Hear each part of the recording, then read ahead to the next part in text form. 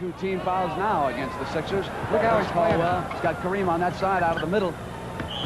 Kareem comes through and the offensive foul is going to go against Los Angeles, and you can tell Kareem's reaction. So he's calling this. That's a second foul. The first one was called well over my back. Bibby sends it back. Doc. Michael Cooper will take Julius. And Hot Rod's been impressed with the job Cooper's done on the dock so far. Bibby off at Jamal's legs, so it'll be the Sixers ball. Both these teams are playing excellent defense.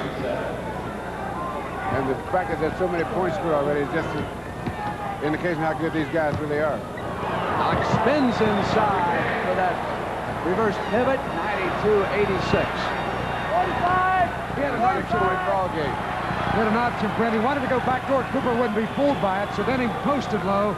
Made an excellent move. Julius only his second field goal in this half. Paul Westhead will counter with Magic Johnson when he gets a break. Here's Landsberger. Doc got a hand on it. Landsberger waits, and here's Nixon. Loose. Mix. Holland. Lead. Bibby for the layup. Gives it to Julius. He was tied up. What a smart play that was. Very smart, because they would not have got the basket. He had to make the play. Here's the one before. Erving right underneath with an underhand scoop around Cooper. Did you see Cooper had his arms around the Doc in there, too? And he let go as soon as the ball headed in. It's 92-88. Landsberger 94-88. Jamal Wilkes had a nice pass to Nixon. Now, the reason that play worked, they were concentrating so much on trying to stop Kareem that they neglected the weak side. That's what I thought they should have to do. The Lakers, when they get in trouble, they're going to have to go into Kareem and over to the weak side.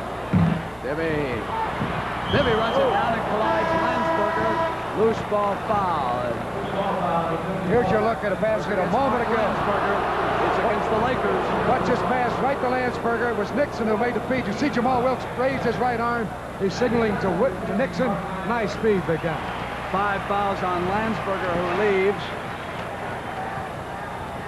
Magic has replaced him. Julius jumps it to Hollins, improves position high on the glass. And Caldwell Jones and hold it. Magic Johnson's going to be assessed the personal muscling for position. And again, it was Kareem to intimidate the shot by Hollins. And watch this. There's Kareem. Hollins quickly missed one. And Magic, they called him for shoving off as he went for the rebound. And the young rookie does not like the problem. Sending Caldwell Jones to the free throw line. 94-88. We got a game. They're coming back.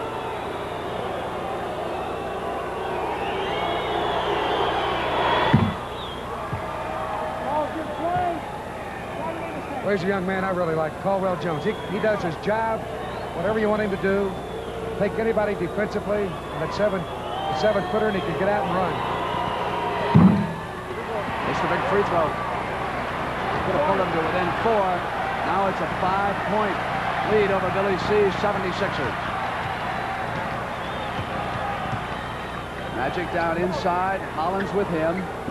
Here's Kareem. Magic posting up to help out offensive rebounding, and Abdul-Jabbar clubbed across the side of the head.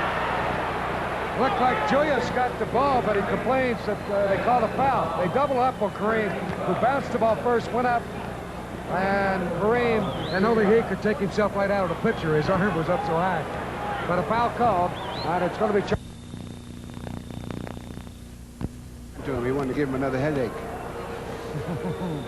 And he could say, don't say I never gave you anything. 95-89 at the 5-minute mark. Left in regulation time here in game 1. They need more of that of Erving helping, because he's the only Philadelphia player that can get up high enough on a help to block Kareem's hook shot.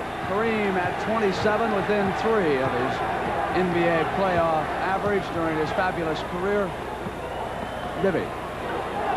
9 seconds on the shot clock.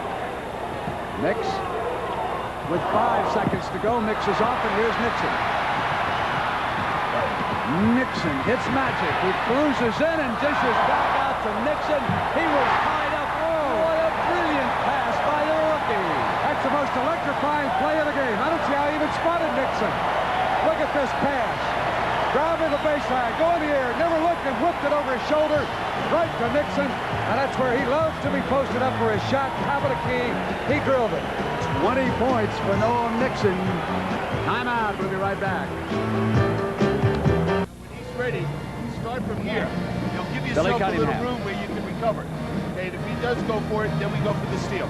So we want to come down. We want to run the 3 this time down the court. Just make sure we're aggressive offensively and defensively. Okay, let's go. Looking inside on it. Well, Russ, what about this stretch run now for the 76ers against the Lakers, who are Walter Matthau's favorite team? Well, what happens, Brent, in a game like this, you get behind, and the key juncture has been the start of the 3rd period, where the Lakers broke fast. When you try to catch up, every mistake magnifies itself because it becomes more and more important, and you tighten up just a little bit. I don't mean choke, but you just tighten up a little bit. And you make a run at these guys, and these guys are good. So when you make a run, they fight you off a little bit. Now, they got to make one more strong run. Now, in that run, they've got to at least catch up or get 1 point ahead. If not, adios.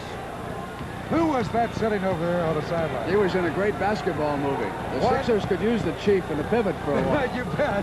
There's a lob inside to the dock now. Maneuvers. Kareem right with him. To Michael Cooper. On the block now. It's the rookie. Magic Johnson slowing it up at the 4:15 mark. 98-89. I know Doc's saying. He is tall. Here's Jamaal. Bobby Jones with him. Inside to Kareem. Turns on Caldwell Jones. That's 2 key plays. A block shot and turn it around and make a layup. That's a 4-point play physically, but psychologically it's about a 6 or 8-point play. So they need to get inside. They know that if they get inside, they're going to have problems. There's Kareem again. Rejected his 2nd shot in the sequence. He'll stay back on defense. Now he'll come back down off the glass. Wilkes runs it down. Good pass to Back himself. up, and Bobby Jones off for the Sixers. What a block he made. That last one by Kareem was against Caldwell Jones, a 7-footer, and he turned his body beautifully away to avoid the foul. He has 5 blocks on the game.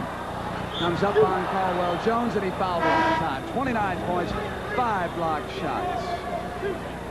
Here's the block a moment ago on Julius Erving. The first one right here. Kareem went up, timed it perfectly, and swatted it away.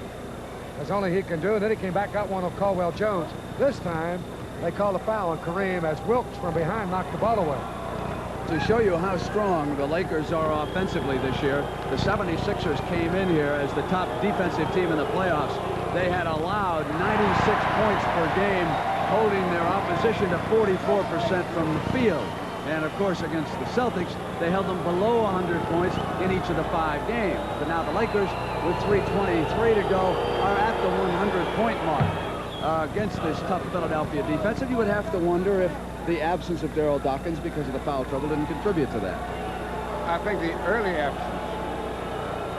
I mean, so soon that now the coach has to change his substitution pattern. The coaches develop a pattern that they like to use throughout the season, and they really try to go to it in the playoffs. With Dawkins getting early foul trouble, that has to be changed. And so a lot of things. Loose. The Doctors got Cheeks. Wilkes back. Cheeks dishes to Bobby Jones, and Jones hits the layup. 100-93. At 3:07, pressure. The defense again got that for him. Here's Cooper. It's one thing I think Philly should do is pressure in the backcourt. Kareem off Wilkes and right to Johnson. Rejected goaltending on Caldwell Jones. That's a good call. He went up above the iron. You take a look at it. Magic had it away quickly. Here's the miss by Kareem, and Magic will grab it right here, quickly put it back up, and Caldwell went above the perimeter and knocked the ball away. But Philadelphia defensively, Frank.